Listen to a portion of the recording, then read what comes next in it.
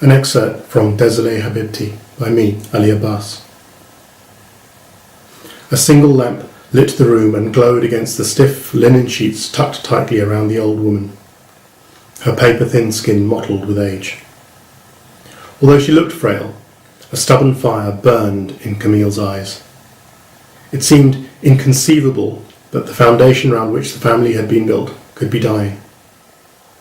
Nonetheless, when she had declared her time had come and the family should gather, they had come from all corners of the globe. "You haven't married." It wasn't a question, but the tone demanded an answer. Miriam sighed inwardly. She should have expected this. What else did old women in remote villages do than plan the weddings of their descendants? "No, Tata." "Why?" Miriam's answers were well rehearsed, and although her mother remained generally silent on the issue, her Aunt Eva was forever pressing. She was about to launch into the speech about not being ready when something in Camille's clear, blue-eyed gaze made Miriam stop. It was like glancing in a mirror while teasing her brother. Miriam dropped herself onto the corner of the bed. "Oh, Tata, it's not for want of looking. I just can't seem to find the man with the right spark." She gave a sad little laugh. "They're all so ordinary." Her great-grandmother took Miriam's hand with her cold fingers. "You have looked among the men in your country for someone magical, someone with a special fire, and found nothing. Not in the artists, not in the idealists, and the mundane accountants and engineers would never inspire you." Her voice was still strong, and her intense gaze pinned Miriam in place. Miriam gaped in shock. In one unexpected statement, this woman that she had met only twice before had unpicked her troubled love life and laid it bare. She nodded, tentative, not sure what to make of Camille's insight.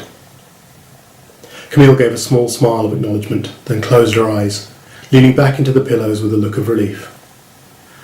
"I thought it would be so," she said, almost to herself, and opened her eyes again. "My husband was a good man, and I bore him 4 fine children. But I know what it is to yearn for something more. He was cold in his grave when I came into the inheritance I'm giving you."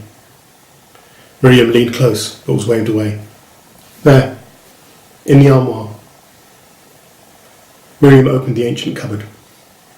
A few clothes hung in the empty space, and deep shadows filled the corners. "Up above," Camille said. Miriam stood on her tiptoes and reached into the darkness of the shelf above. Her fingers brushed a cloth-wrapped bundle. Her skin prickled as the air beside her grew warm. "Let me help you," a deep voice said in Arabic-inflected French. She spun around as an arm reached past her and into the cupboard. Miriam was enveloped in the scent of sandalwood and black musk. She found herself at chin height to a lean, dark-skinned man in a creamy robe belted with a broad sash of red silk. A dry, wheezing sound stuttered from Camille. When the man backed away, Miriam realised her great-grandmother was laughing. Her own heart pounded.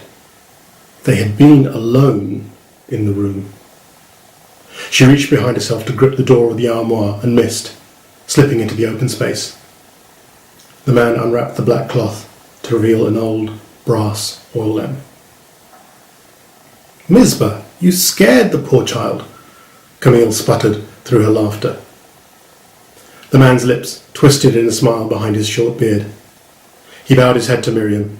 A feather in his red turban brushed against her, tickling on his way back up.